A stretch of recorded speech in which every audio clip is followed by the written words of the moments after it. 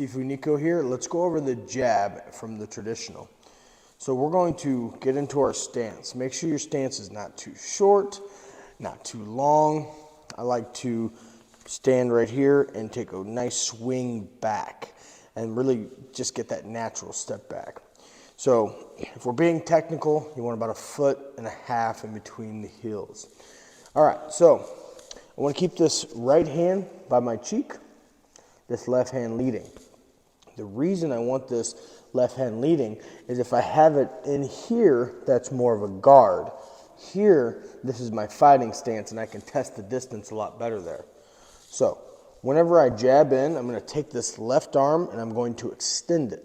Now with that being said, whenever I extend, I want to twist my waist and extend and open that shoulder up just a little bit so that way you have some natural protection for opponent coming in.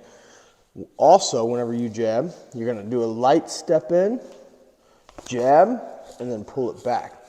The reason we step in is so that we can get in closer, but without moving the whole body to where we're inside that opponent's attack zone. So we want to here and back so we can test the distance and we can see what the how the opponent's going to react. Make sure this hand is glued up because I'll test it. I'll pop you upside the head if you don't have it up.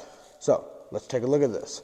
We're going to step out with the toe, jab, and then pull it back to our fighting stance, not our guard. You go back to the guard if you're under heavy fire or if you need to block something.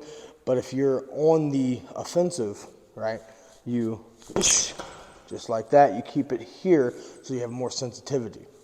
Jab in with the toe and the hand.